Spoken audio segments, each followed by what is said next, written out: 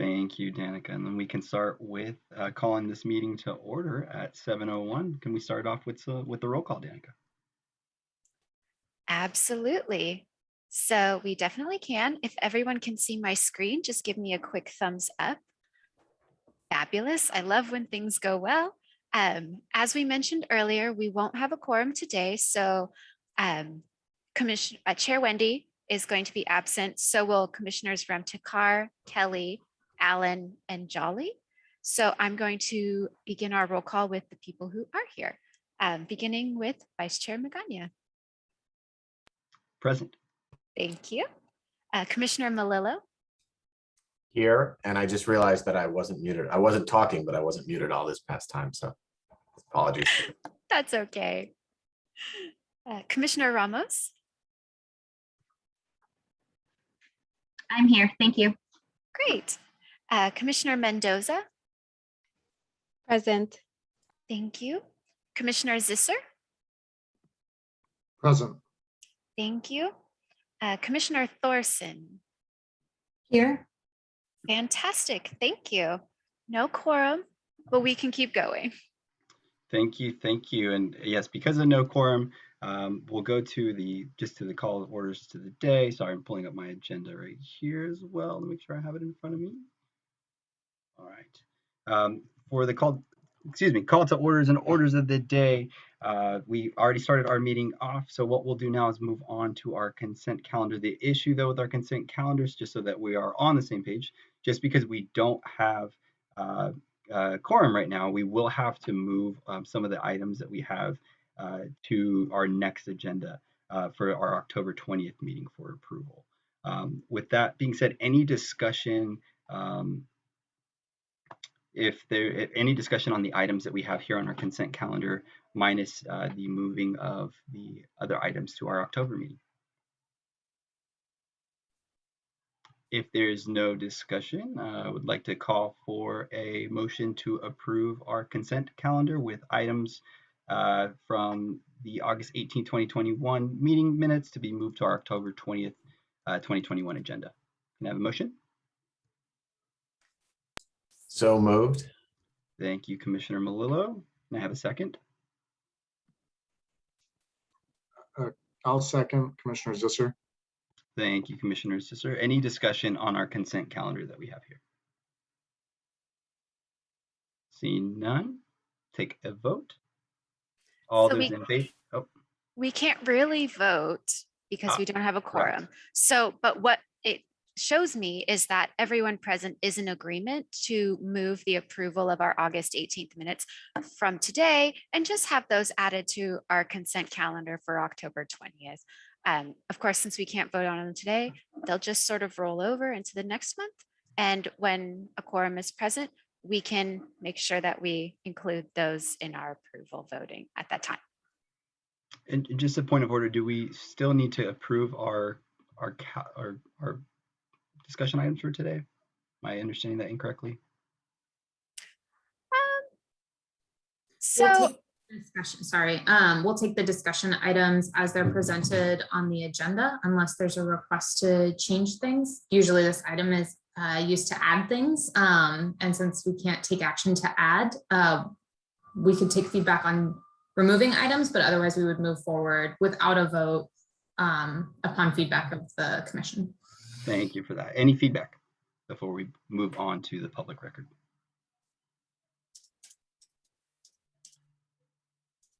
Awesome. Thank you for clarifying that. And again, to reiterate, it's due to not having a quorum at this moment. So we'll move these items over to when we are able to vote. I apologize for the misunderstanding on my end. So let's move it on to the next item, which is the public record. Do we have any correspondence that we've received? we do not have any correspondence. So Awesome, thank you. If there's none, we'll move on then to our open forum. If there's any members of the public that wish to comment on an item not on the agenda today, folks will have 2 minutes. If folks are interested in speaking, you can raise your hand. Danica, is there anyone or any folks see anyone in the public that is wanting to speak?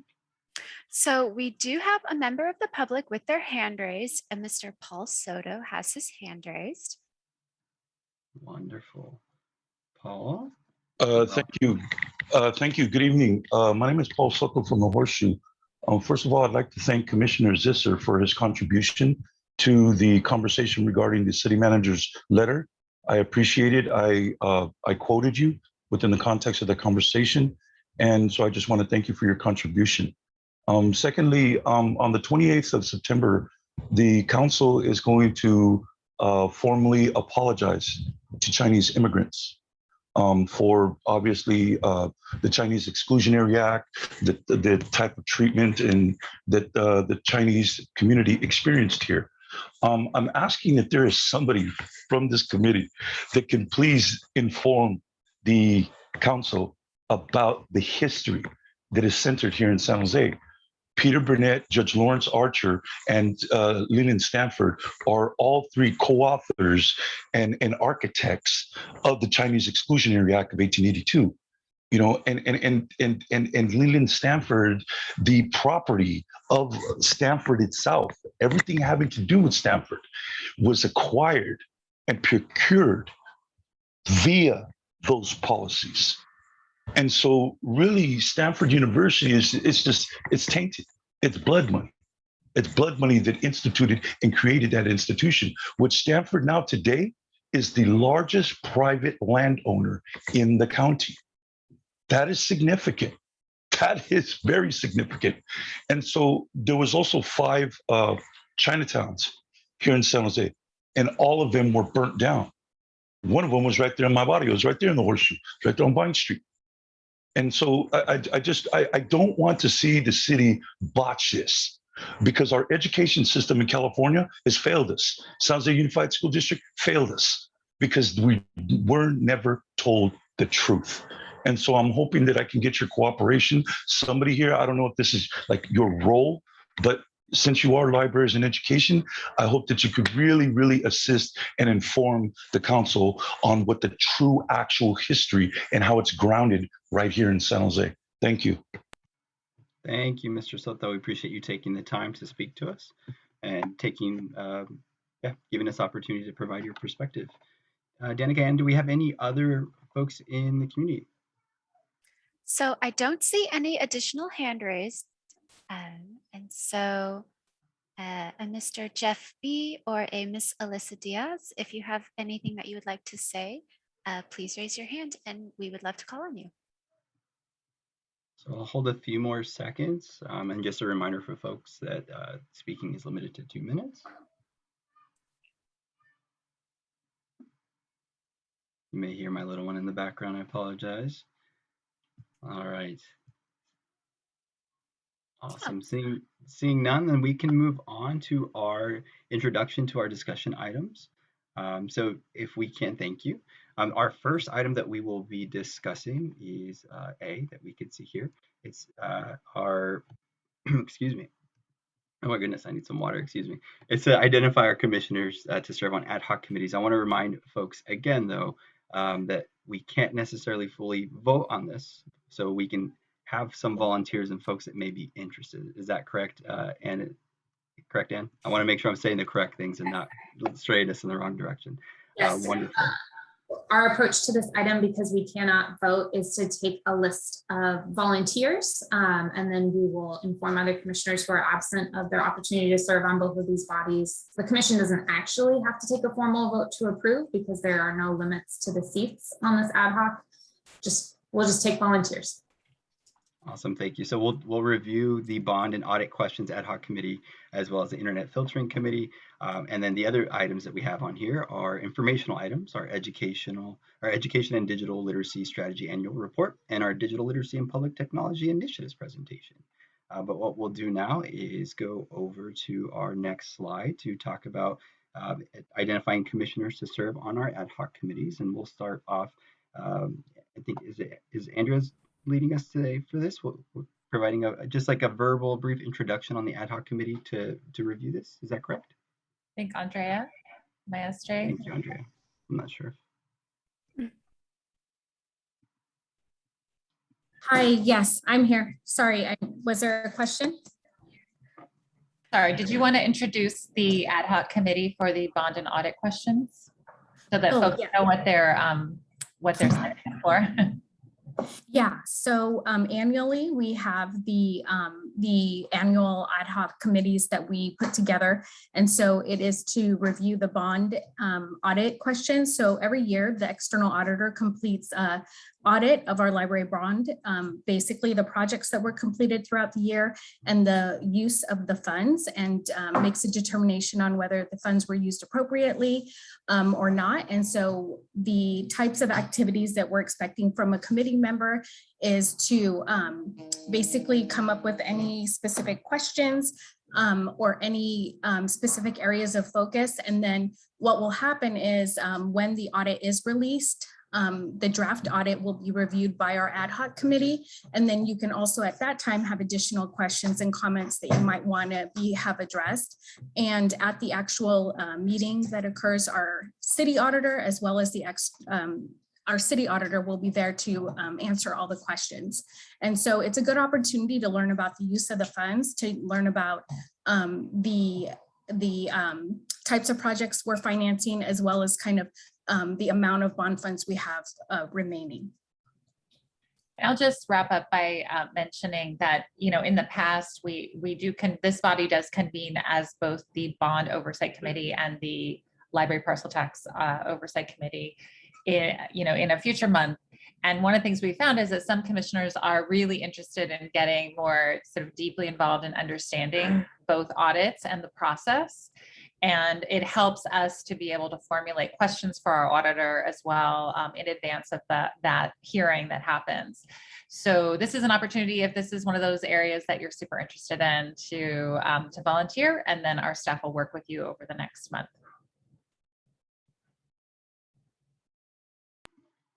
Awesome. I do believe, before we open it up for questions and discussion from commissioners, correct me if I'm wrong, folks, but I do believe we have to open it up briefly for public comment on this. Is that correct?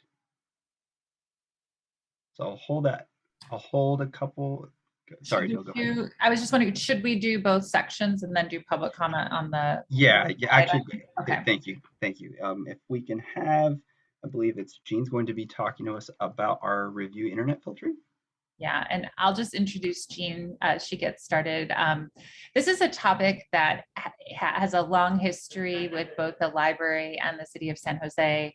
Some folks will remember the times when this came up in the past. And it's an area that is really essential to our work, both the concepts of access to information and to the world of information on the internet, as well as concepts of privacy and censoring, and but also keeping our residents, especially our youth, safe. And so, as you all know, these spaces have changed so much. I know in the 25 years I've been a librarian, it's just incredible, all the changes. So we're bringing this topic back at the request of one of our commissioners last year. And we wanted to have an ad hoc team, again, for folks to be able to have that deep dive and then work with the staff to prepare a full discussion and presentation for the whole commission. With that, I'll turn it over to Jean. Thank you, Jill. And I have a couple slides Danica's sharing. So what we're doing is we're looking at content filtering of internet access for children specifically. And I'm working with a team of staff, and we're looking, as Jill mentioned, for a group of commissioners to help us review this. Go ahead, Danica, to the next slide, please. So what we're planning to work on is to review the current landscape. What kind of content filtering of internet access for children is available, what those filters offer, the functionality, and then also reviewing the scholarship on filtering and current practices in other public libraries. We'll also test some of those products. And then other discussion will include as Jill mentioned, the history of internet content filtering for children in San Jose. And then we will be surveying staff to find out how children are using the library's computers, and then taking a look at what other large urban public libraries do, and also other our counterparts, local, other regional Bay Area libraries are doing, and then develop a recommendation for SJPL. You can go ahead to the next slide. I've started working with a team. We identified a team several months ago. We started working a bit. So the time commitment, it will be probably, this is around 6 hours. It'll be over the next few months. The team's already done some research and compiled a matrix of what other local and national libraries across the country are doing in terms of internet filtering for access for children. And so reviewing that, those materials would be kind of before the committee gets going. And then we will meet a few times and do some more research, communication, and then develop that recommendation. The next slide just has just a kind of a few bullets about the kind of skills or experience that we're looking for the committee. Really, it's an interest in taking a look at the practices, and also an interest in library services to children, and then the ability to analyze the data, and really an interest in pursuing that and analyzing that. So I think that's all of my slides on that, Danica. But I will go ahead and take questions if there are any, or pass it back to Jill. She just unmuted. No, we can take questions. I was going to turn it back to Chair Magana, but we can take questions, and then I think the action, well, not action, but what we'd like is for folks to volunteer to participate on one of these ad hoc committees. Yeah, we'll take some questions. Commissioner Zeiser. Zisser, thanks. Zeiser, sorry about that. That's all right. Thanks for the information and for sending those slides ahead of time too. That was helpful. By the way, can I just ask just about the lack of quorum? Do we know if it's attributable at all to the fact that this is taking place on the holiday? It is not attributable to that. We have 4 vacancies. 2 members of the commission are ill or caring for ill family members, and 2 others are on vacation. Okay. I know that was a personal concern of mine about whether I'd be able to make it tonight, just FYI. I have just a couple questions about the filtering ad hoc. Is the library already doing something, or is this this would be a brand new practice? Yeah, part of what the ad hoc committee will learn, and then the full commission, is there is a long history of this topic with the library. Currently, there is not a filter applied to youth computers, to any computers in the library. And what we did do for some time was what's called a red flag filter, which was allowing us to test filters in the background to tell us when something would have been blocked, so that we could see if it was appropriately blocking or over blocking for youth, or missing things as well. So great. that was in place, but never an actual content blocker. Okay. And then on the bond ad hoc, so just a sort of a threshold question. If we don't decide today, it sounds like there will be another opportunity to volunteer onto this ad hoc. Is that right? I think in this case, we're going to be sending out a message out to the full commission, given that we weren't able to have a quorum yet. Okay. And in that respect, I think what would be helpful for me in deciding is and I did some Googling around to see, but it's not automatically obvious. Would it be possible to get prior audits just to see what kind of material we would be looking at, just to get that from you all?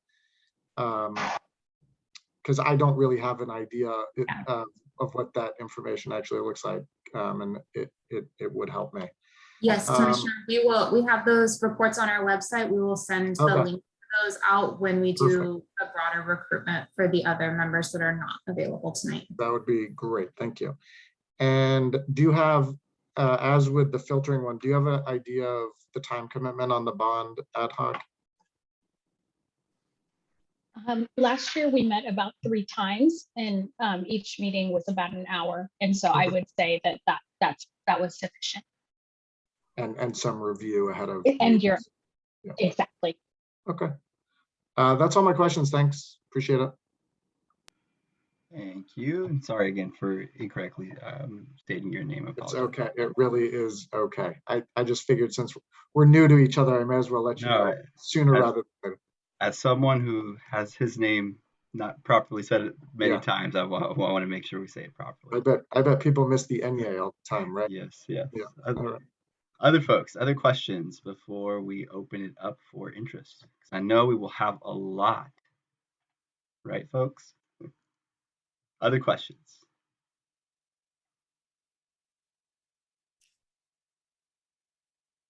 I don't know if I don't see any other hands, I don't believe.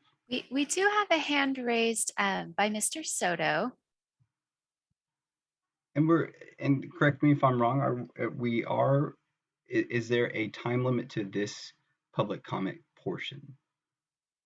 Or Chair, that's at your discretion. The maximum public comment is 2 minutes. We do have a full agenda, so we'll leave that to your discretion.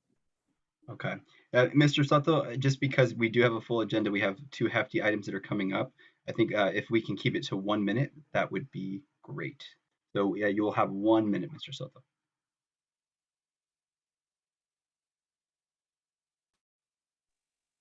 Thank you, Paul Soto from the Horseshoe. I remember when this came out. It was dudes are just blasting porn all over the damn screens there in the library, and it was just like, come on, dude. But I'm surprised. I'm not sure if the children's portion was in that conversation when they ruled that it was unconstitutional to do that. So I would like to know that if the children's like separating it, that was a consideration at that time. That's number one. Number two, how do you define children? Like what is the threshold for children in terms of the way you're defining it? Those are the only questions that I would have. But I'm in agreement with what you're attempting to do, what you're trying to do. I'd just like to know the answer to those 2 questions. Thank you.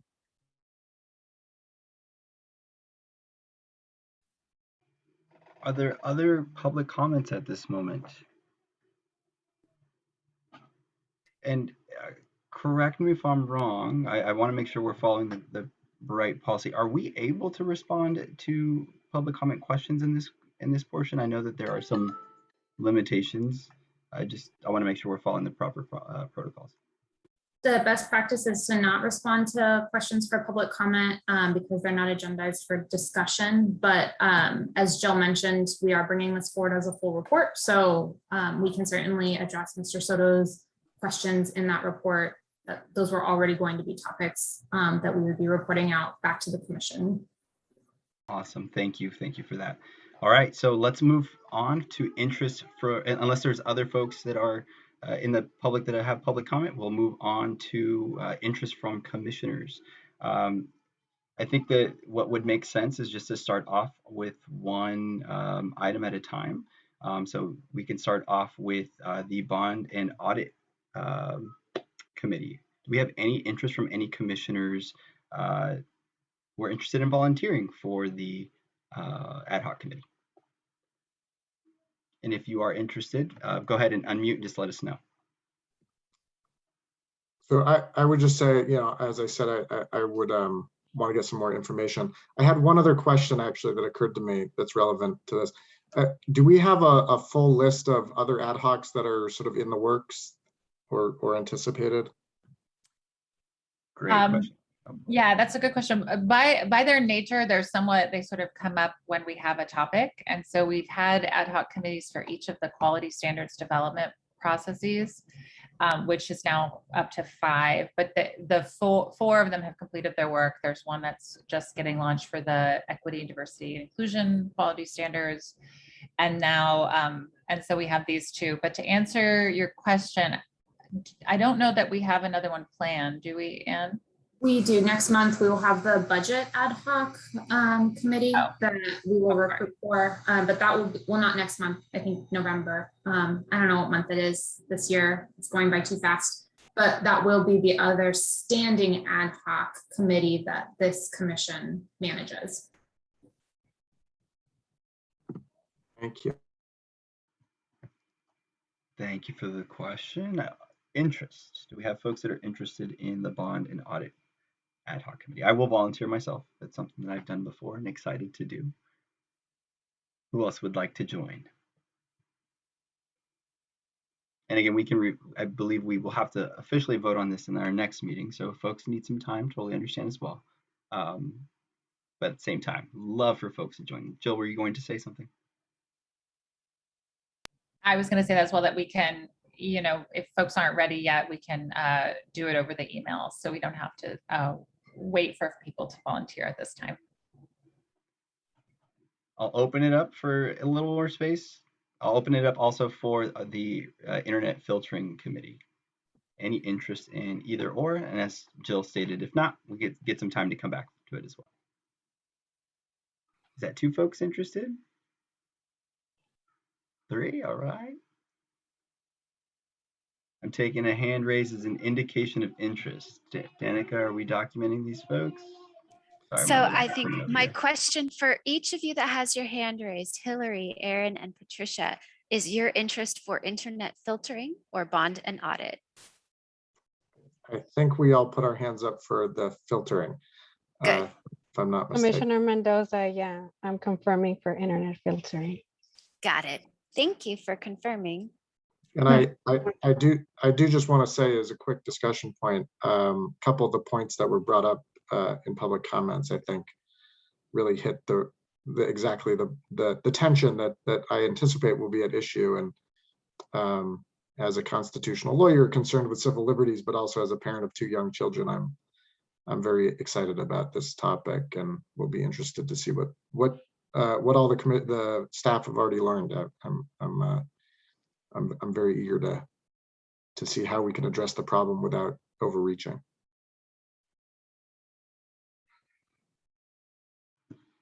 And Commissioner Thorson as well for the filtering? So my assumption? Yes, that's correct. Thank you. Thank you. Awesome. Thank you folks for volunteering for that. Again, we'll move on to the next item. We will follow up via email for folks if folks are interested in these 2 committees. So take some time to think about it, reflect on it, and then we'll follow back up. Awesome. Thank you folks for volunteering in that space. Excited for us to now engage in this informational piece, the Education and Digital Literacy Strategy Annual Report. And I believe, Vidya, are you leading us in this space today? Yes, I am. Good evening, commissioners. I'm Vidya Kilambi, Division Manager for Education and Innovation, and I'm excited to present the Education and Digital Literacy Strategy Annual Update. Next slide, please, Danica.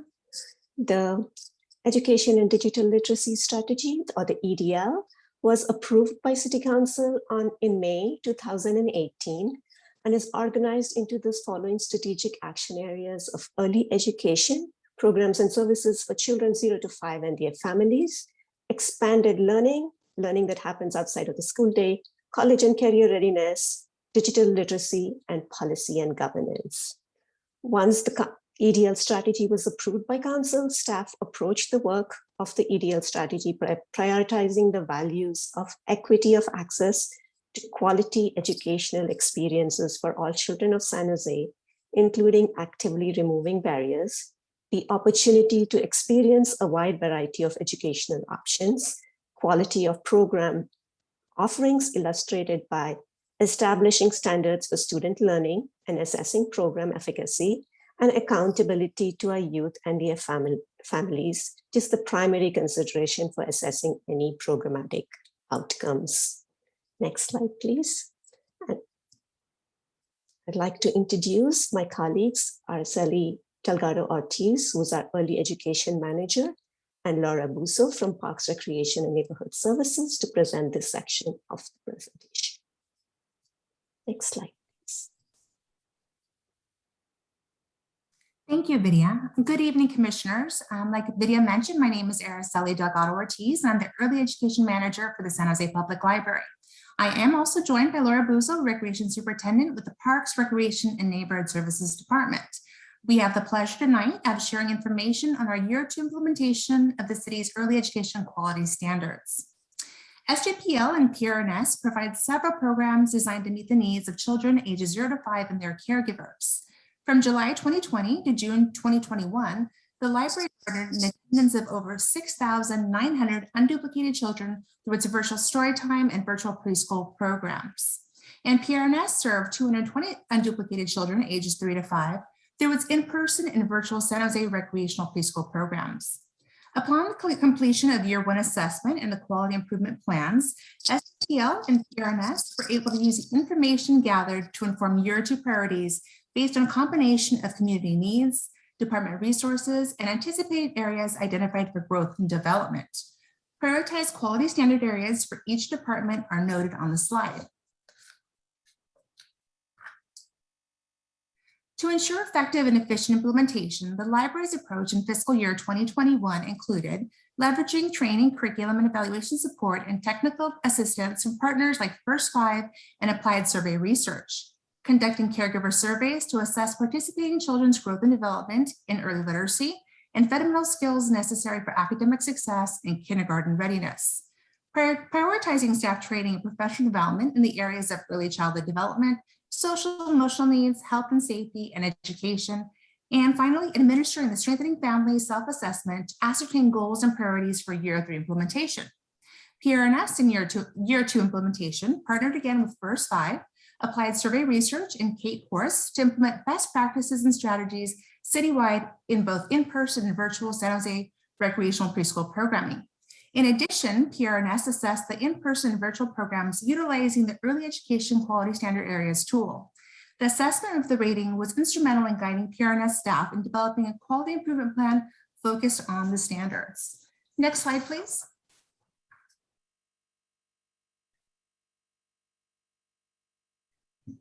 Excuse me. For a second year, the library staff developed, presented, and assessed storytime programming for children and their caregivers. Story types included baby lap sit, infant toddler storytime, preschool storytime, and family storytime. The library staff also began assessing the newly developed virtual preschool programming. Launched in July 2020, the new preschool program was specifically designed to support kindergarten readiness for children ages 3 to 5 in the community. The program curriculum followed evidence-based recommendations and focuses its programming on 4 primary domains: academics, self-expression, self-regulation, and motor skills to provide quality kindergarten readiness experiences. Library staff utilized the Early Education Quality Standards Assessment tool to evaluate virtual preschool and virtual storytime programming based on the 8 areas of the quality standards detailed on the slide. The PQS, or the Program Quality Standard area in the chart at the top of the slide, corresponds with the list of detailed standards at the bottom of the slide. For example, PQS number 1 represents Program Quality Standard Area Health and Safety. The overall rating of the library story is 2.33 in Proficient Quality Standard Area. The newly developed preschool programs also rated in the Proficient Quality. Since this was the first year assessing preschool programs, this year's rating will set a baseline for future evaluations. Though the library storytime continued to receive proficient ratings, it is important for us to note the slight decrease in the overall score from year 1 to year 2. Following public health guidelines to combat COVID-19, the library pivoted all early education programming to a virtual platform. As a result, the library was unable to conduct full assessments in 4 of the focus areas of the standards. This resulted in a 0.17 decrease in overall quality in year 2 of implementation. Library staff is certain should be able to evaluate all areas this fiscal year that we will note growth and development. Speaking of growth, the library made great strides this year to continue to prioritize professional development opportunities for library staff at all levels in year 2 of the program quality standards. Staff participated in over 1,600 hours of professional development this year.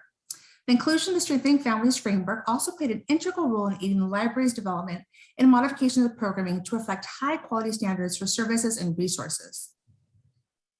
To ensure that the staff have the necessary resources to provide high quality program, SJPL partnered with experts from San Jose State University's Early Childhood Institute to review, analyze, and assess the library story times and curriculum.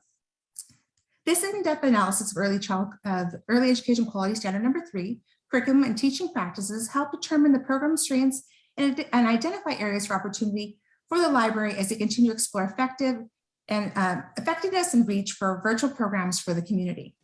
Next, please.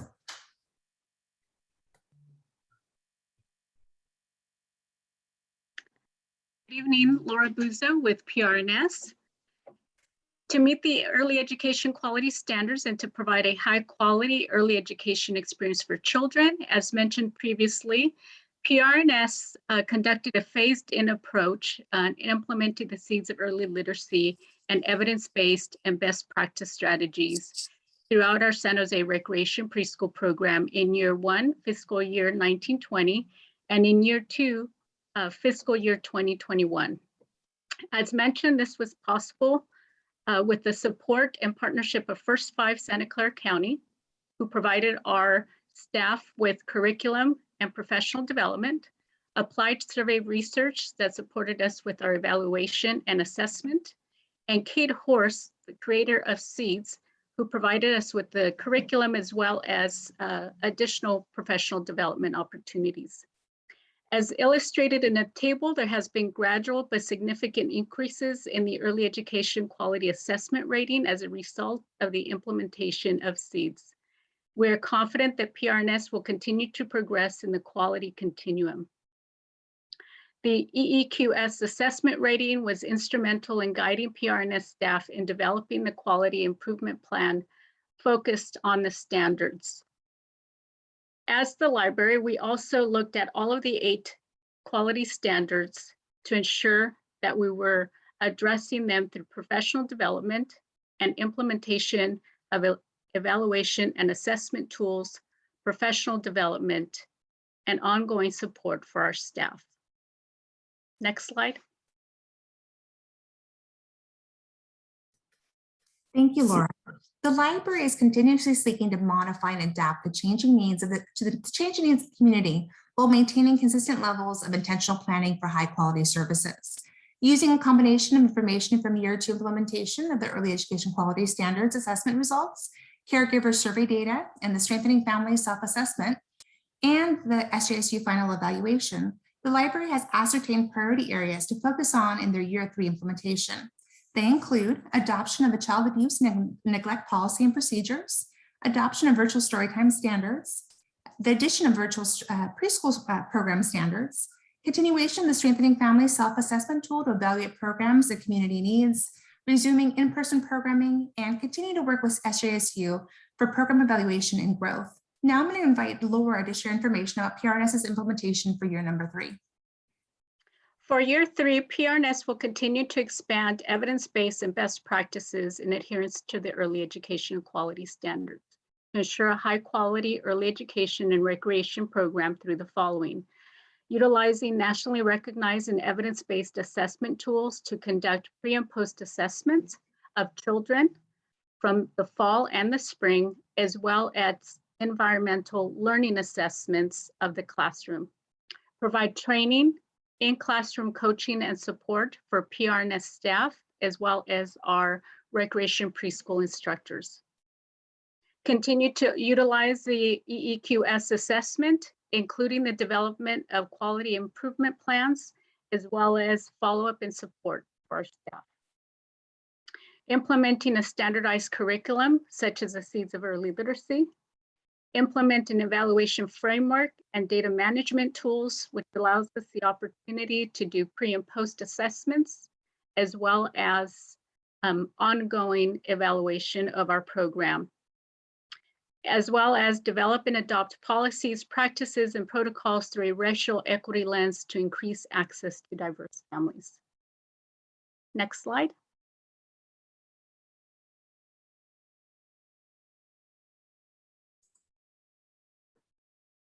Hi, everyone. Hi, everyone. This is Lauren Hancock, learning at grade level reading for expanded learning. We can go to the next slide. I believe it starts with, Parks and Rec. Laura, back to you. Yes, so here speaking on our Rock and Learn program in fiscal year 2021. So the City of San Jose Parks and Rec, in partnership with the library, to meet the childcare needs of families and to provide students K through 8th grade a safe and supportive environment in which to participate in distance learning classes. PRNS and the library hosted Rock and Learn programs at 15 community centers and parks and 6 libraries. And our goal was to eliminate any barriers to access by providing eligible families full scholarships. We served 717 unduplicated youth in 44 unique classrooms at 21 locations. PRNS also provided ACES, after school education and safety program, to 99 students across 4 school districts. In addition, PRNS staff used the expanded learning quality assessment tool to assess the program in the following domain areas.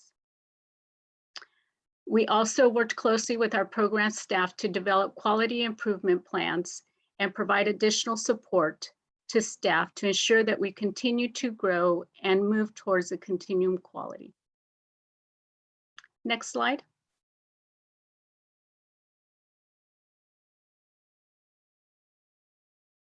In addition to our Rock and Learn program, this summer, we also provided Camp San Jose Strong for K through 8th grade and Camp San Jose Junior for 3 to 5-year-olds in community centers, libraries, and parks.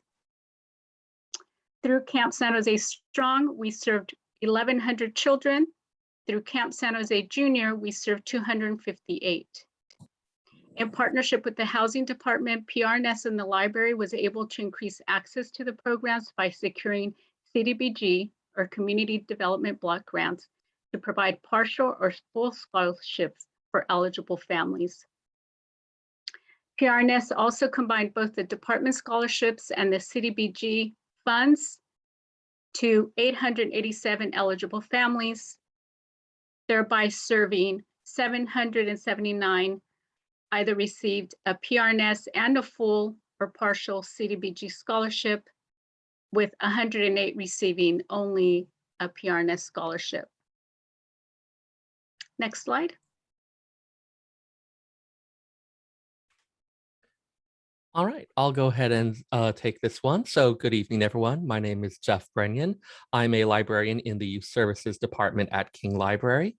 To help students with their homework in a distance learning environment, San Jose Public Library launched a virtual homework club from August of 2020 through May of 2021.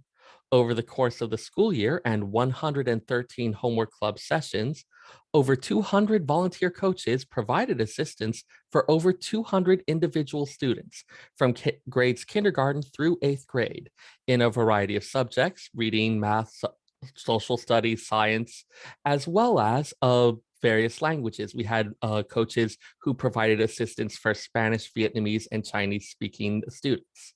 Our daily program attendance averaged about 17 students per day. Most of the students who used the service were in early elementary school. Next slide, please. Virtual Homework Club evaluated the program's objectives to align to the quality standards for expanded learning in California. In the fall, the program conducted pre and post surveys. In the spring, the program conducted in-depth interviews as well as a quality assessment. Virtual Homework Club scored an 87% on the youth program Quality for Academic Skill Building Assessment, and the assessment identified key areas of success, such as a positive, welcoming space with an organized structure, as well as specific areas of future volunteer trainings around best practices for one-on-one teaching and tutoring. Another year of Virtual Homework Club launched this week, running every Monday through Thursday from 4 to 6 p.m. And parents can visit sjpl.org/homework club for signups and details.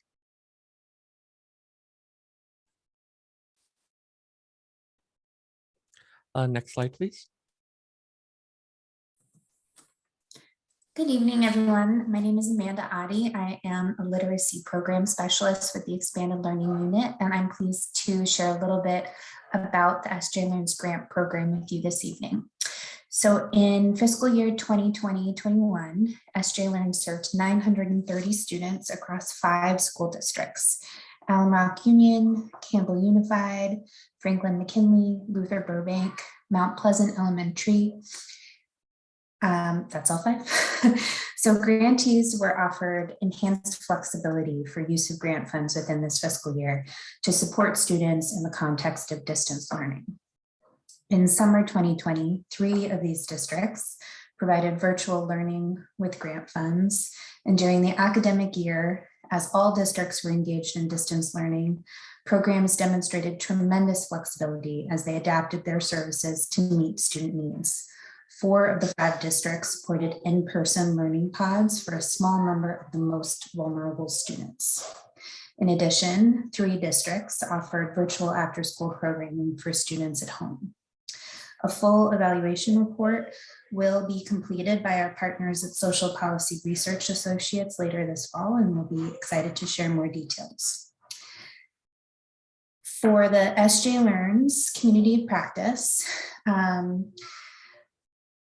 during the academic year, we shifted the design of the community of practice and the professional learning model overall to more effectively support our grantees in the context of distance learning. Some high-level changes included movement to monthly meetings. So this is more frequent than we had been meeting with the community of practice in the past. We developed a shared resource folder to encourage collaboration and engaged a consultant from the Stanford D School K-12 lab to support the design and development of the community of practice. Community of practice members were encouraged to become official collaborators based on their expertise and interests, and they were heavily involved in the planning and facilitation of all sessions. The scope and sequence for the community of practice was developed collaboratively among members to address the expanded learning quality standards with an emphasis on safe and supportive environments, diversity, access, and equity, and collaborative partnerships. Next slide, please. Laura, do you want to go first and I'll go second? Sure. PRNS through its ROC and after school program, as well as ACES, will continue to focus on the expanded learning quality standards for fiscal year 21-22, with added focus on expanded learning quality standard, equity, diversity, and access. Our goal is to continue to expand affordable access to children and youth programming for eligible families. Continue to expand ROC after school at 25 locations, serving 700 plus students from K through 8th grade, and continue with ACES at 4 school sites, serving approximately 300 plus students grade K through 8. Thank you. Good evening, everyone. Lauren Hancock here, Community Programs Administrator at the library. So for our homework clubs, we will continue to hold those virtually Monday through Friday, Monday through Thursday, 4 to 6 p.m. One addition this year is that we'll have dedicated staff will be assigned to our homework clubs to provide additional learning support through the city's Resilience Core Learning Pathway program. The program will continue to be assessed, use quality improvement plans, and implementation based on data and assessment. For SJ Learns, the library will continue to work with an external evaluator and leverage any newly established partnership with the data zone to evaluate and better understand the impact of that grant program. In addition to the normal grant application cycle in fall 2021, so right now, SJ Learns will also be managing a special one-time funding opportunity that expands or enhances services for the 21-22 school year. Eligible local education agencies are going to submit proposals to demonstrate alignment with the mayor's directive to use the funds that address learning loss among high needs youth. The SJ Learns Committee will evaluate said proposals in October, and grants will be awarded within the same month. In addition to the homework clubs program, library staff will continue to align expanded learning programs to the quality standards. Expanding the use of these standards to additional programs will help the library improve quality of programs, essential for achieving positive child outcomes in San Jose. Next slide.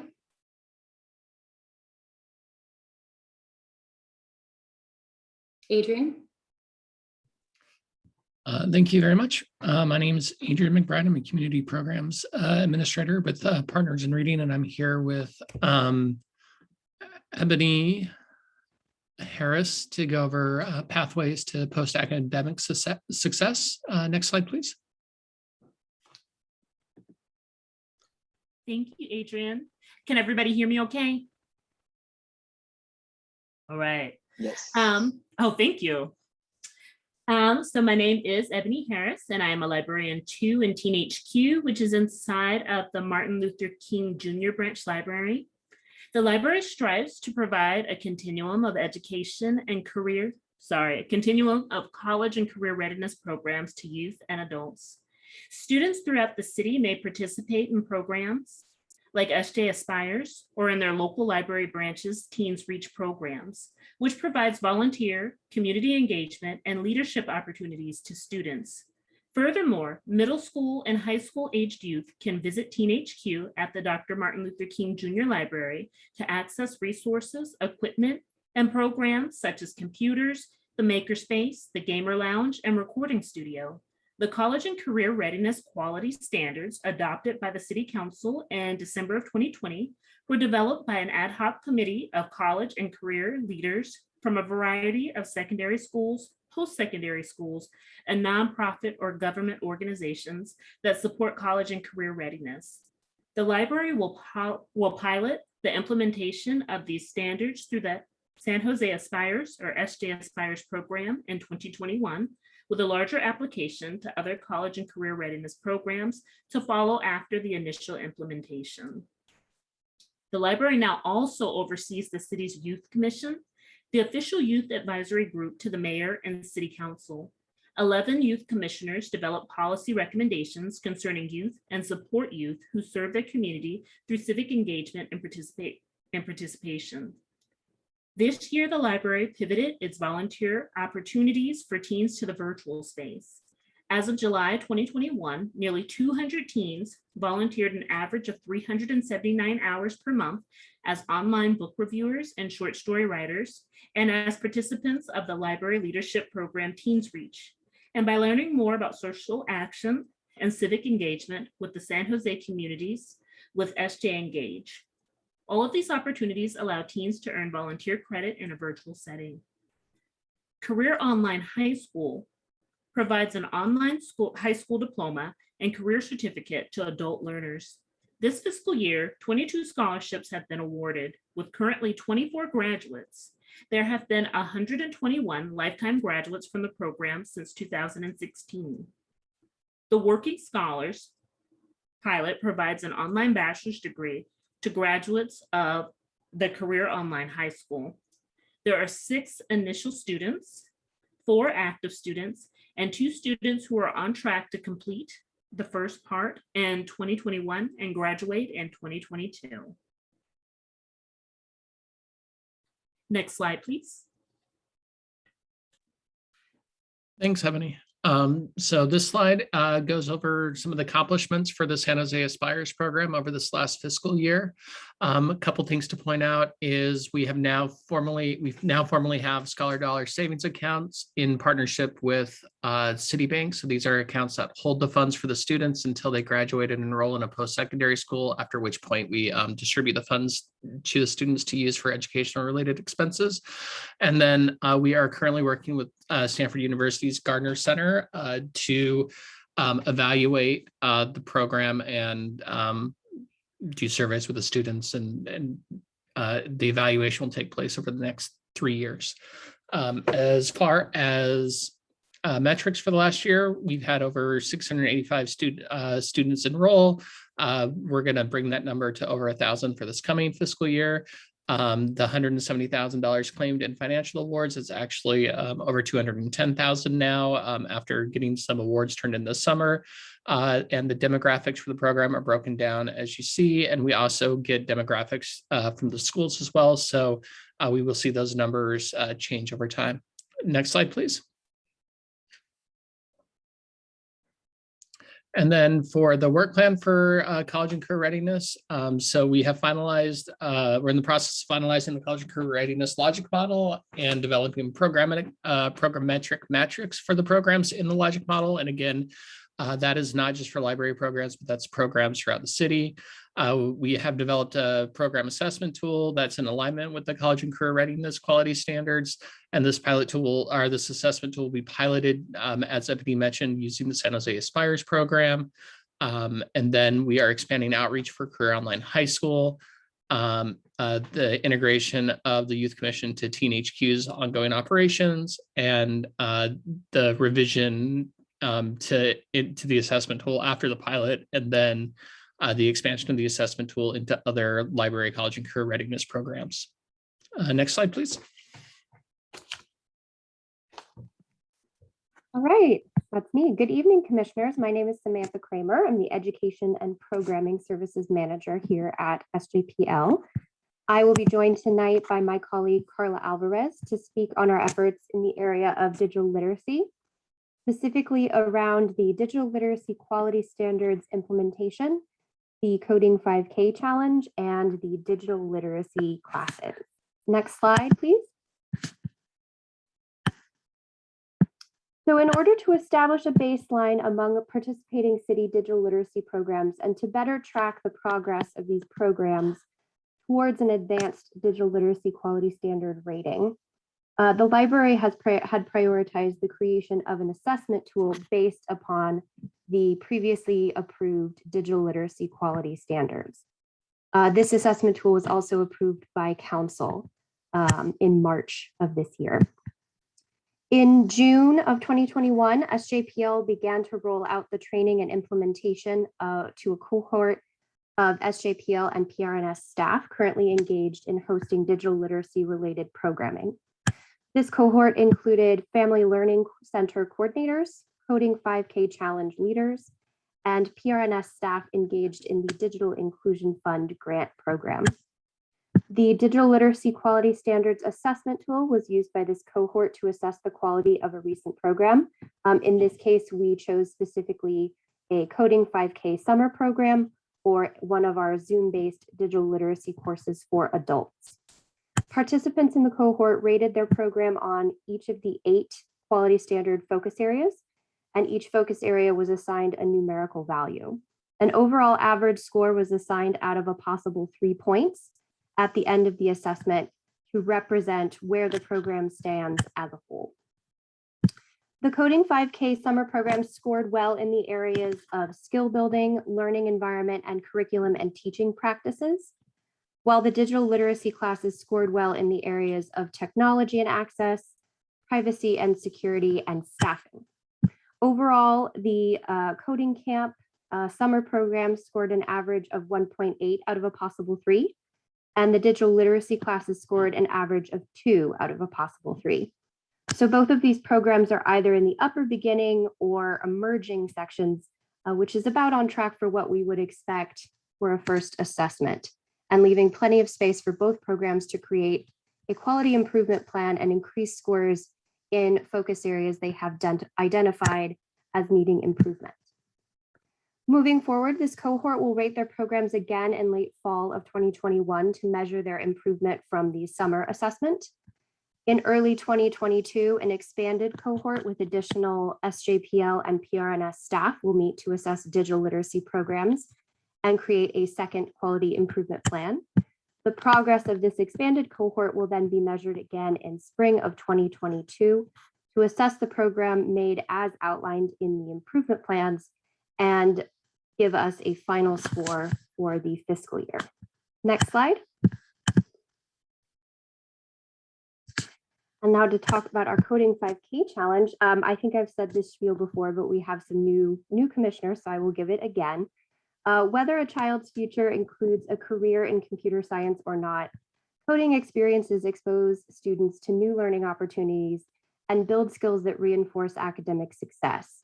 Skills like creativity, risk-taking, collaboration, and the idea that learning is a process rather than a product. With more than 270,000 K-12 students in San Jose, SJPL is committed to providing opportunities for coding experiences to students across the city, and especially in underrepresented neighborhoods. So as you can see on the slide, fiscal year 2021 saw the creation and implementation of 250 overall Coding 5K programs serving over 4,000 students.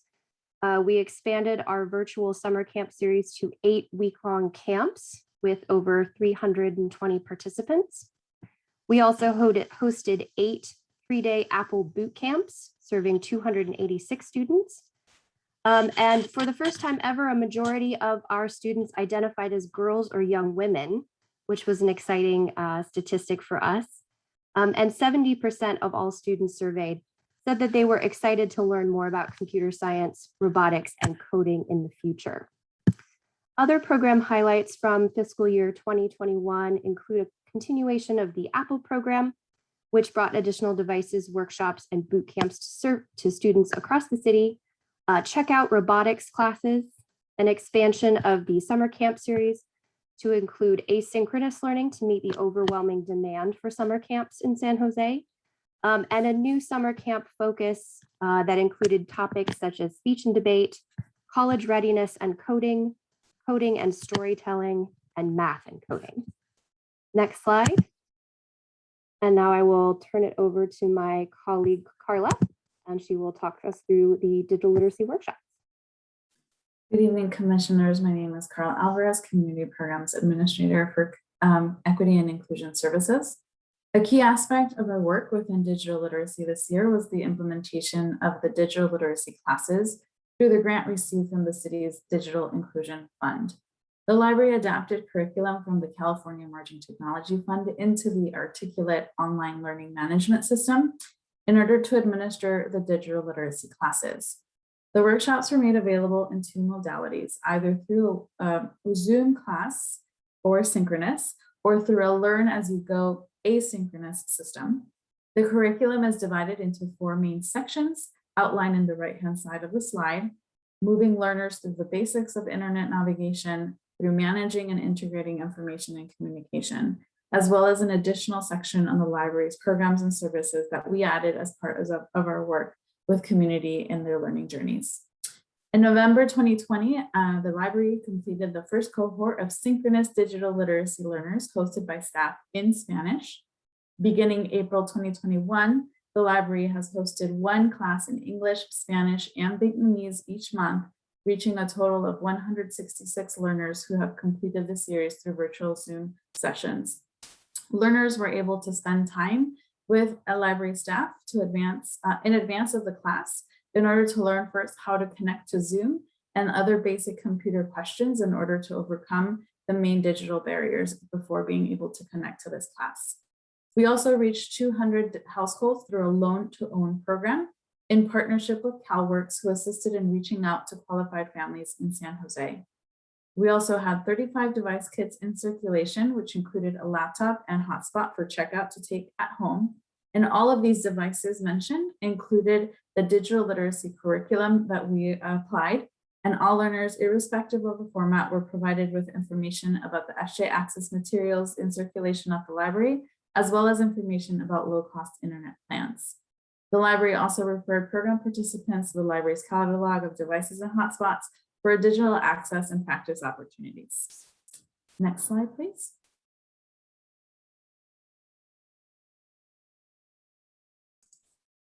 Thank you. Hi, everybody. Lauren Hancock again. Next slide. A review of policy and governance for 2021 and an update on 21-22. In 2020, the city developed and passed the education policy. And as outlined in that education policy, formal relationships were established or continue to be established with the city, the County Office of Education, and local education agencies through our School City Collaborative. This collaborative ensures positive communication in areas addressed of common interest for our San Jose students. In academic year 2020-2021, the School City Collaborative met 3 times and focused on the Education Digital Literacy Work Plan, specifically on connectivity and learning resources. In 21-22, the work plan will be finalized at the September convening next week with input from our local education agencies and city leaders. The Joint School Library Card Initiative, these are the 3 primary goals. For last fiscal year and this fiscal year, we continue to increase access to print and electronic resources. We'll continue to issue library cards for every student. And we use this as a really great way of strengthening relationships between the city and our school districts. Next slide.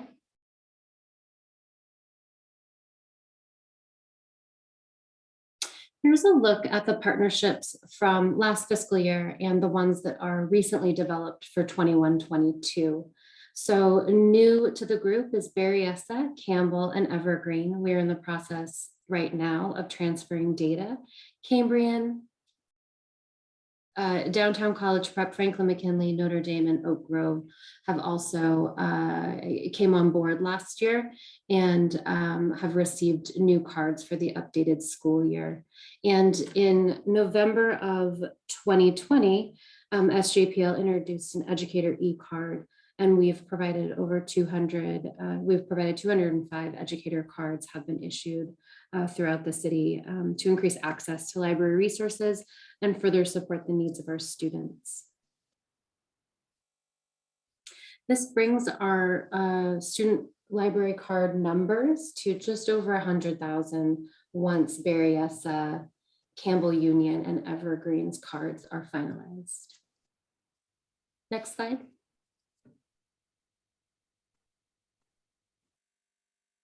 And this brings us to the end of our presentation. At this time, we are happy to take any questions you might have. Thank you. Thank you all for such a thorough presentation. It was so wonderful to be able to hear from everyone and to be able to get just a lot of info that to me was super helpful.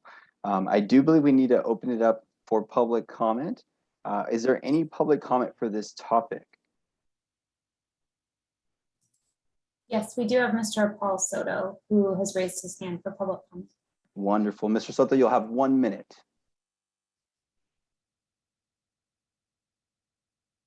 Thank you, Paul Soto from the Horseshoe. The California Department of Corrections, the prison system, takes data from 3rd graders. And what they do is they determine the emotional, behavioral, and academic performance of children in the 3rd grade. They use that information to determine how many prison beds they're going to need in the future. So there's a scientific way by which to measure the lack of education, the emotional constitution of these children, and being able to determine how many prison beds, and not only the California Department of Corrections, but it's also mortgage companies, because what the mortgage company does is it lends money against those numbers. And so I can't emphasize enough how important the education of especially kids on the East Side, and sometimes it still boils in me when I hear the words disadvantaged, underprivileged. No, there was racism in the city. Redlining policies created that quote unquote disadvantaged child.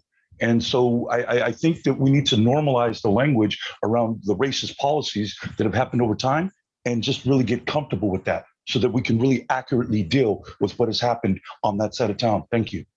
Thank you, Mr. Soto. Again, we appreciate your comments and you taking the time to speak to us and provide your public comments on the issue. Are there any other public comments? Any other folks that are raising their hand? None from the public.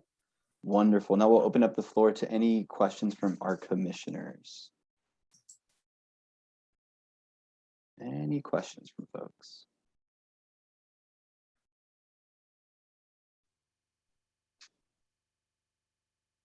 All right.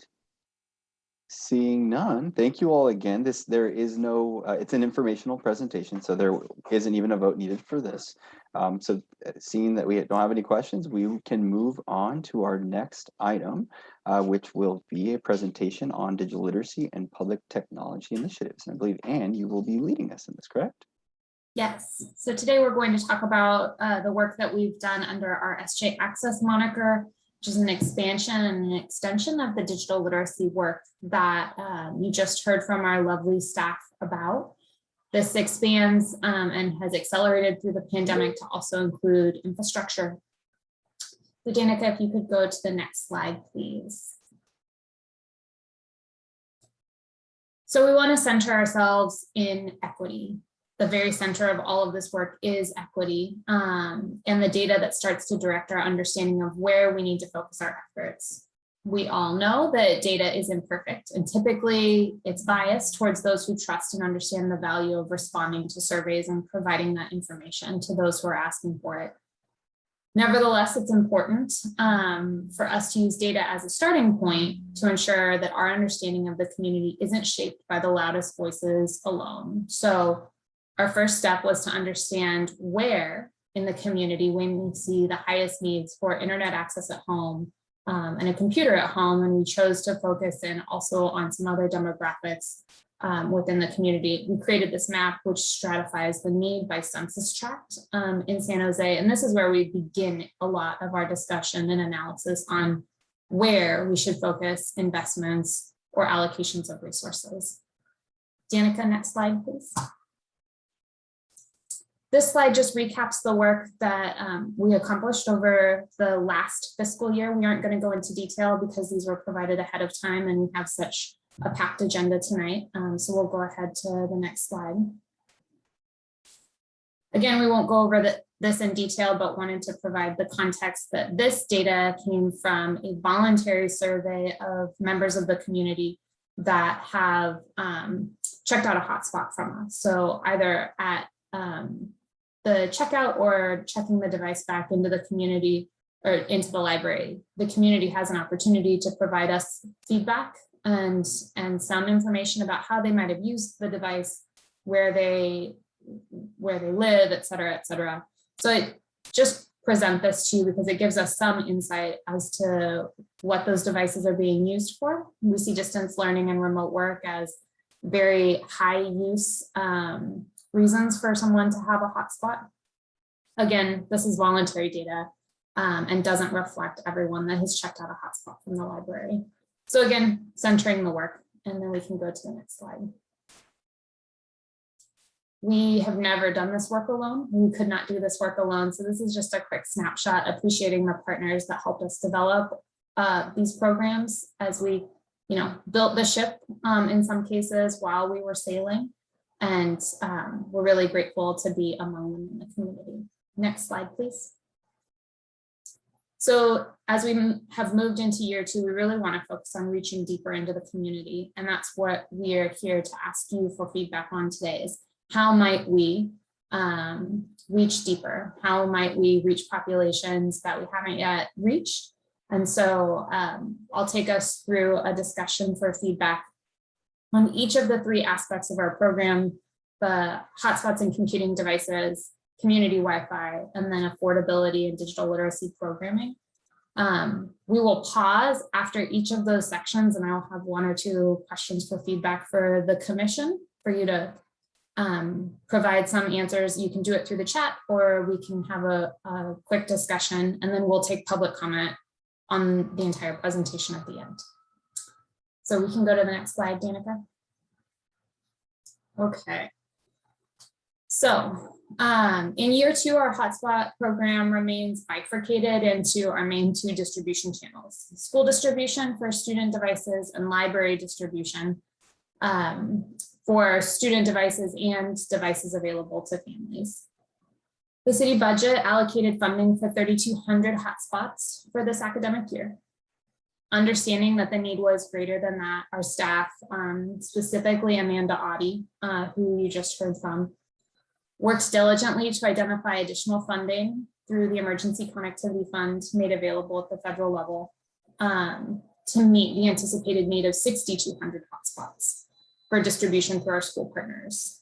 Each local education agency is navigating the academic year differently as it comes to who needs connectivity, what their quarantine plans are, and also what they themselves can financially provide through the district.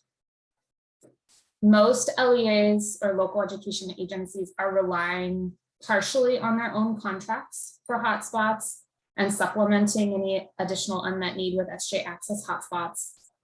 Some have decided they don't need hotspots or have stopped providing connectivity services entirely because of their emphasis on in-person learning. So we recognize that we needed to continue to meet the needs that existed at schools. And we also saw that there may be a potential barrier of a student or family needing access to connectivity, even though their school may not be able to provide them one. So through our planning, and you'll see it more greatly on the next slide, we are shifting the distribution method from the schools into the library. So Danica, if you could go to the next slide, we've got a small graphic that helps us understand.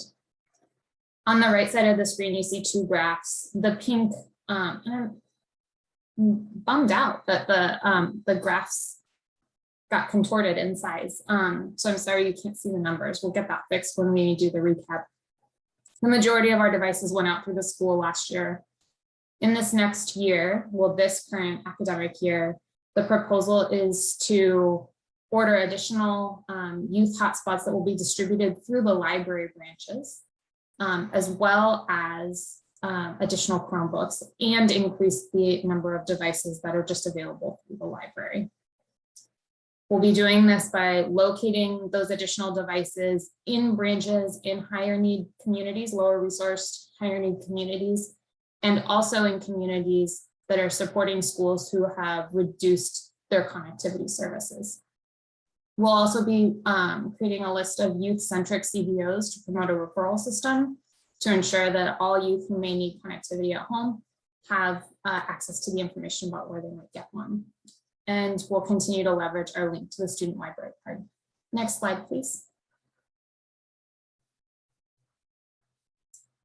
So as we also think about distributing our additional library hotspots, what you see on this slide is just this is not a definitive map of exactly how we make our determinations, but this is one of the maps that we've used to guide our work. On this map, you see the digital inclusion index in pink. So our census tracts that we know have lower rates of internet connectivity at home, higher needs, et cetera, in pink. And then the county's COVID transmission data in blue. So we can get an image of where we have very concentrated high saturation colors or areas where those two data sets overlap. And you can't really see it on this map, but there's these little green specks, and those are our library branches. So that helps us understand of where our communities may need additional access to devices. Pairing this data with the circulation data that we've seen over the last year for devices tells us that we should have a higher distribution of devices, a larger concentration or allocation of devices at the branches that you see listed on the screen. All branches will receive additional hotspots through our new order, which should be received by the end of September and in the branches by the middle of October. But these branches listed on the screen will be the ones that see a higher allocation of those devices. We also plan to reopen our CBO referral process to ensure that communities doing the high touch work with hard to reach communities have a direct line into the library. Next slide, please. So we're just going to pause quickly and ask questions for feedback from the commission. What additional considerations should be included to reach those in need? Are there other distribution channels that we should consider utilizing to make sure that we're reaching those in need beyond schools, being in the communities and reaching out to CBOs? And then what else is missing from the approach? These are broad questions, but they're aimed to not be exclusive or narrow the conversation too much. Floor is open. Questions? Or feedback from these questions. Sorry. Okay, then we'll move on. You can keep thinking. Oh, go ahead, Mr. Zisser. Yeah, I don't want to be the only one talking, so I wait to see if others will raise their hand. Well, and maybe I missed this, but you know, how are you? It's one thing to have the distribution. How are you letting the community know about the availability? I mean, I get doing it through the CBOs. Obviously, if people show up at the library, they'll find out. But yeah, how is this being advertised? So the library has a pretty significant communications and marketing plan. On a later slide, you'll hear, and I probably should have mentioned it, we're embarking on a fairly large for the library scale awareness and marketing plan that will launch later in the fall through the winter to advertise that hotspots are available. We haven't done a huge amount of marketing on the availability of hotspots recently because we're 100% checked out. So we're not trying to drive traffic at this immediate moment. But mostly web, social media, and then targeted partnerships. Okay, thanks. Other questions from folks? We'll go ahead and move on. It's late in the evening, and I'm sure other questions will come up. Danica, next slide, please. We'll move on to SJ Access, our community Wi-Fi built internet access where we partner with Eastside Union High School District. This is just a quick snapshot of where our construction, what our construction timeline looks like. You see we have 3 networks that are active. We have 3 coming online by the end or by the first half of 2022, 1 towards the end of 2022, and another the beginning of 2023. These projects so far are mostly on time and keeping right on budget, which is pretty amazing. We are experiencing some supply chain shortages, which is where there have been some small variations in the timeline, but all of those changes have been fairly minuscule and based on the scale of these projects. We'll go on to the next slide. Our current service plan for year 2 on the new network build, so those that have not come into operation yet, is to complete the construction and of Independence, Oak Grove, and Andrew P. Hill will move Mount Pleasant and Silver Creek into final design and get them into construction as well. Our current service plan for the existing areas, so those that are up and operable, is to focus on customer experience, to understand we're embarking on a large data aggregation project to marry and match the data that is coming from our technology, our infrastructure, the actual network equipment, and creating a customer experience survey that will be housed in the SJ311 application, the mobile app. That SJ311 survey will solicit feedback from existing users of how the network is functioning or not for them. Along with that, we'll be reframing the web presence for the entire SJ Access program, specifically on community Wi-Fi, both on the city's website and the library's website. And we'll be launching the awareness campaign that I just mentioned that will talk about the entire breadth of the program. So we'll pause again. What methods other than survey and community conversations should be considered to gauge customer service experience for the community Wi-Fi program? And what methods for awareness should be considered when we're aiming to reach hard to reach populations? Floor is open, folks.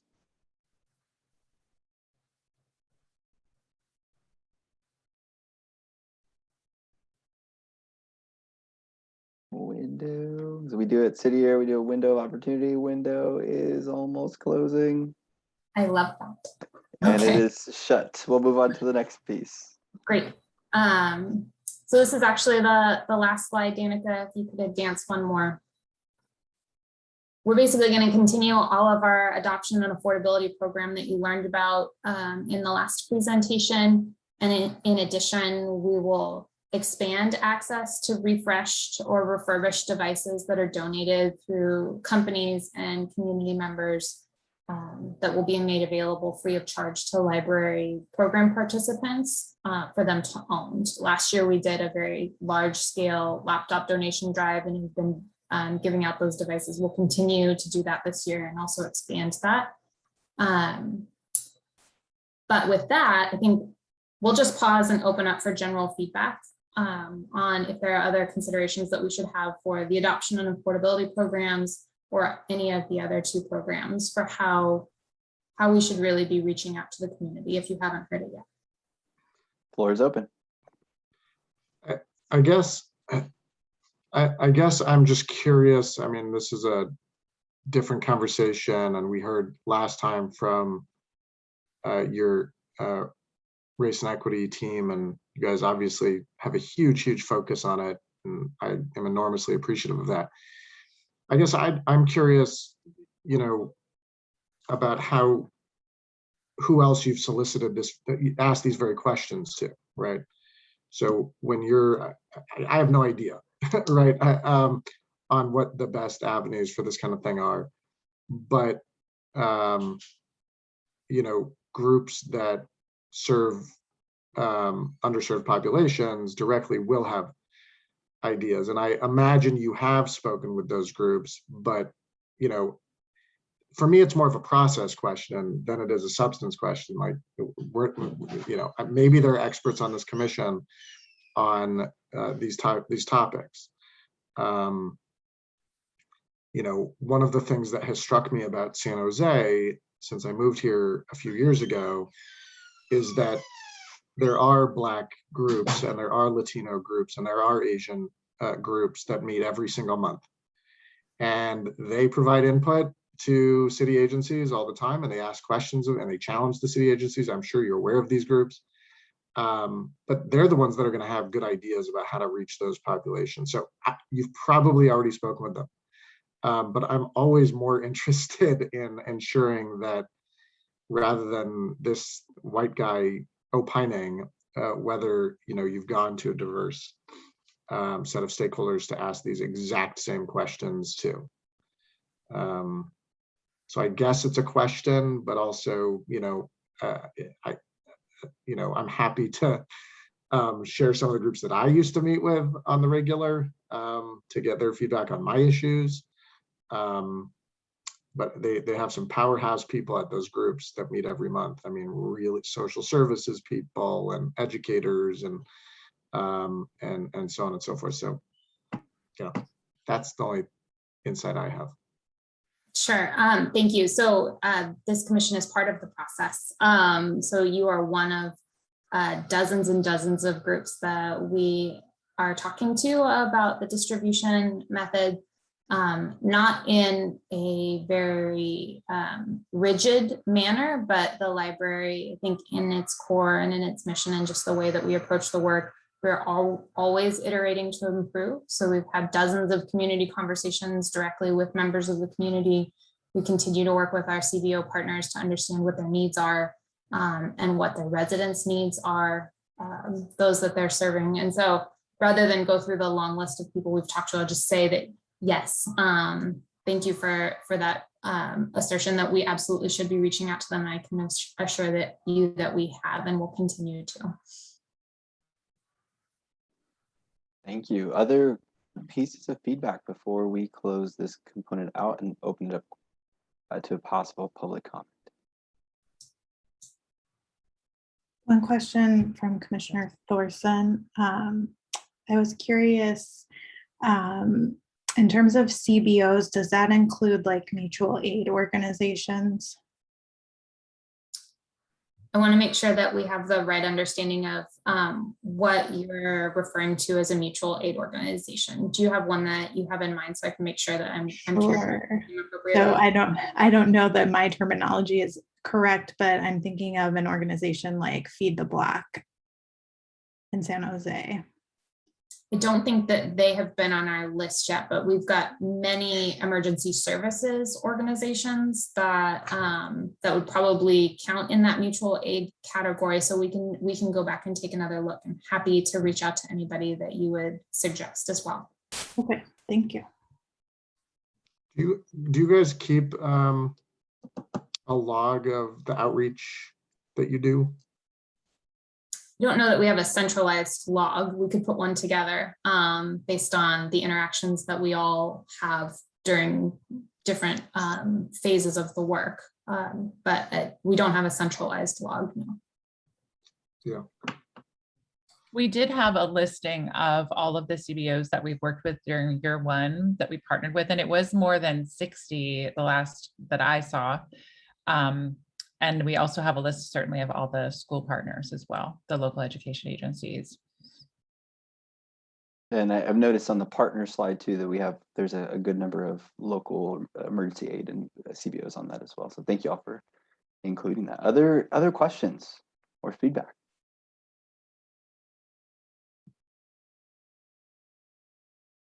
Well, we're happy to, it's late, so we'll conclude the item and I'd be happy to receive any feedback or additional thoughts and questions from any commissioner over email at any time. Thank you very much. Vice Chair Magana, it looks like if you're moving to public comment, Paul Soto has raised his hand. All right, Mr. Soto, you will have 1 minute for public comment. I love it. White guy opining. Good one, Commissioner Zisser. I think in this area that the CBOs are being underutilized because the very people that would access these at the library, they're also accessing at the nonprofits, and the nonprofits really deal with the intimate issues of really what is going on. So they're a rich source of information, and they're also more accessible to the public and the victims of racism and redlining. That population, they access the nonprofits more than they do the libraries.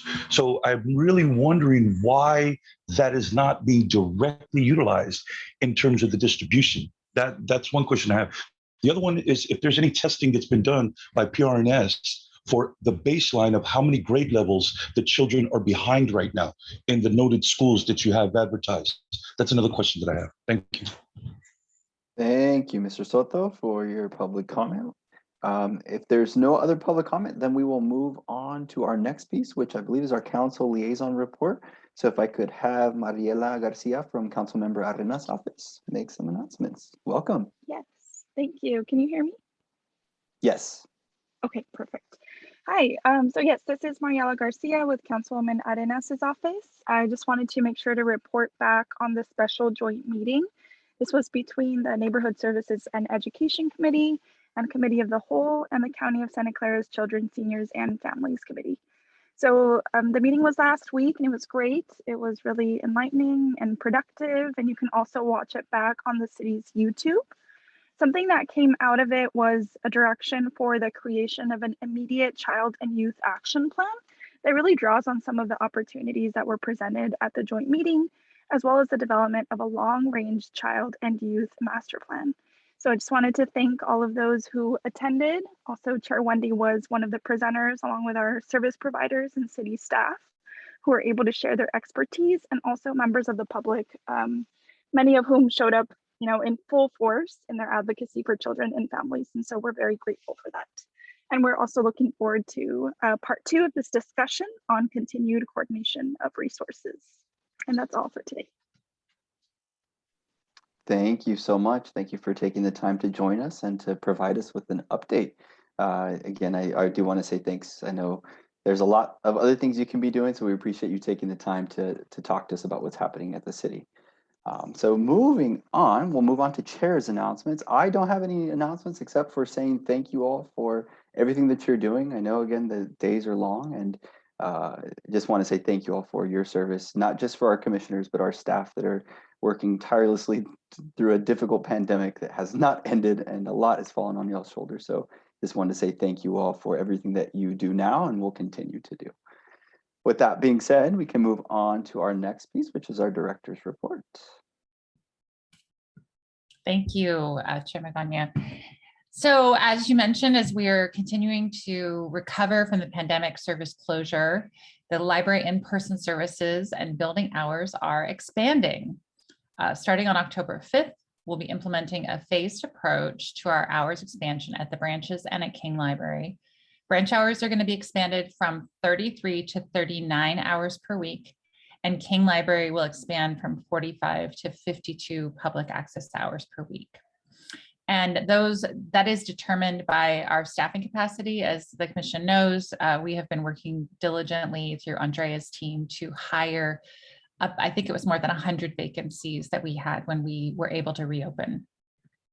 So the new expanded hours at branches will be Monday, Wednesday, and Friday from 1 to 6 p.m., Tuesday, Thursday, and Saturday, 10 to 6 p.m., 10 a.m. to 6 p.m. And King Library hours will be Monday, Wednesday, Friday, and Saturday from 10 a.m. to 6 p.m. and Tuesday and Thursday from 10 a.m. to 8 p.m. And they are closed on Sunday. Hours at our Mount Pleasant Neighborhood Library will remain the same, and further expansion is anticipated to be announced in November. And for updates, always visit sjpl.org. Also, we are excited to announce that the library will be launching our SJPL mobile app in October. The mobile app will be available for both Apple and Android devices and features a contactless checkout option with the ability to detect your nearest San Jose library location. And it allows library card members to manage their accounts, to link a child's account, and access other library services.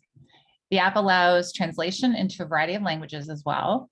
And more information about the app will be available soon on sjpl.org. Now, I'm very excited to report that Library by Mail is the library's newest free delivery service available to San Jose residents that provides books and other library materials to card members of all ages who are unable to visit the library due to a temporary or permanent physical disability or limitation. Outreach materials and efforts to reach out to the community are in development to recruit new users for the service, but it is already available and can be accessed at sjpl.org/librarybymail. So tell your friends and family. And then finally, the Evergreen Branch Library will be hosting a free vaccination clinic this Saturday, September 18th from 11:30 a.m. to 2 p.m. The vaccination clinic will offer the Pfizer and Johnson & Johnson vaccines for anyone ages 12 and older. No appointment is necessary and no insurance or proof of immigration status is required. This event is being coordinated by the City of San Jose and the Santa Clara County Public Health Department. For details, visit sccfreevax.org or sccfreevax.org. And that concludes my announcements. Thank you. Any questions? I'll go with the window again. I realize sometimes I get called out for going the wrong way. Window is closed. All right, we'll move on to the next item, which are announcements. I do know that our youth commissioner is not present, so I'll open up the floor for any announcements from commissioners. Any meetings attended by commissioners as commissioners before we jump into the Public Library Foundation. I believe Commissioner Thorson has her hand raised. Commissioner Thorson, you have the floor. I attended the PAR event, Partners in Reading event on Monday evening, and it's one of my favorite events. I've been able to go a few times over the years, and it was really wonderful this year. It was, of course, virtual, but the library staff and all the partners in reading did a great job of sharing their stories and writings and experiences. And I got the book in the mail just that day. So it was just a really wonderful event all around. Thank you for that. And yes, the book was awesome. I really got to enjoy reading that as well. Other meetings attended by commissioners as commissioners. Commissioner Mendoza. Just wanted to second that. I also attended that virtual celebration and it was just amazing. It was my first time going.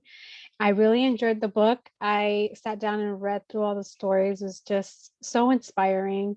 I loved the program. It really felt like a celebration, even though it was virtual. It was just amazing and sharing all of their growth. It was just impressive to see. So just this year of the pandemic, has been hard for everybody, but just hearing these stories is really inspiring. So I really appreciated that. Thank you. That's wonderful. Other meetings or other share outs, other folks that got to attend that?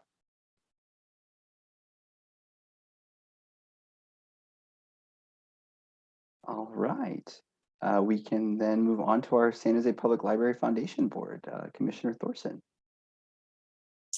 Yes, so my update is that the foundation is hiring 2 positions. One is for a full-time development associate. It's an entry-level position, and the other is for a part-time communications intern.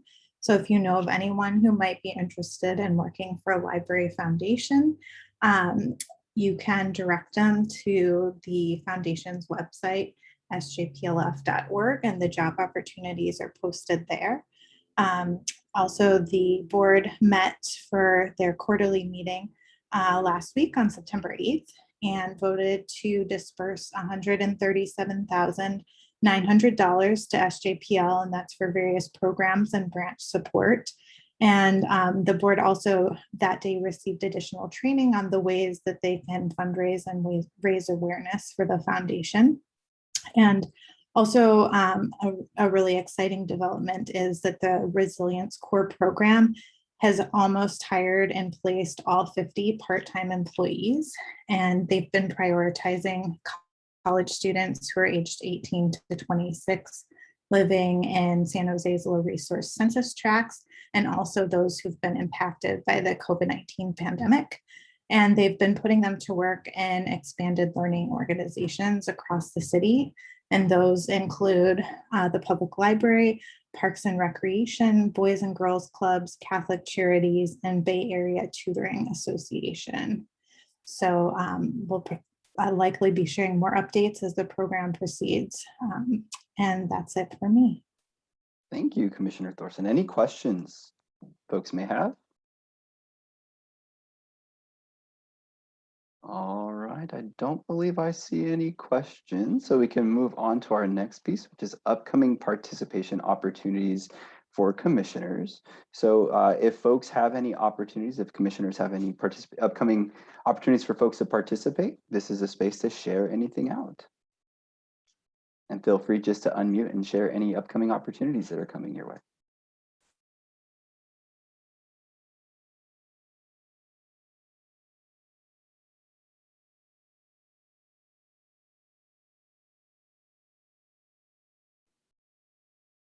Hold for 10 more seconds. All right, seeing none of things do come across. I'll just point out that there is a link on your agenda that does link to programs and opportunities that we always welcome the commissioners' participation. Yes, thank you for that reminder. And of course, it's a program calendar. Please visit sjpl.org for that as well. Thank you for that reminder. All right, if there's no other opportunities, then we can move on to our next piece, which is future agenda items. Are there any future agenda items that are not covered in our work plan that we would like to have on upcoming meetings, which our next upcoming meeting is October 20th? Any future agenda items?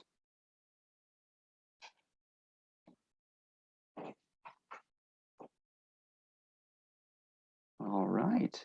Well, again, our next upcoming meeting will be a virtual meeting. It will be taking place October 20th, Wednesday again, 2021 at 7 p.m.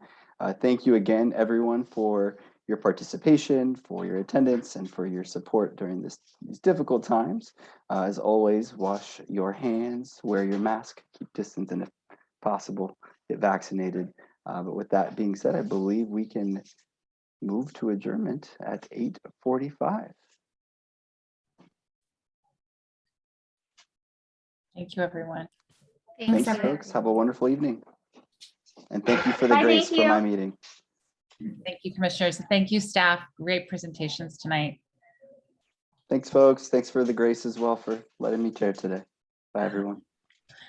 Bye. Good night. Good night.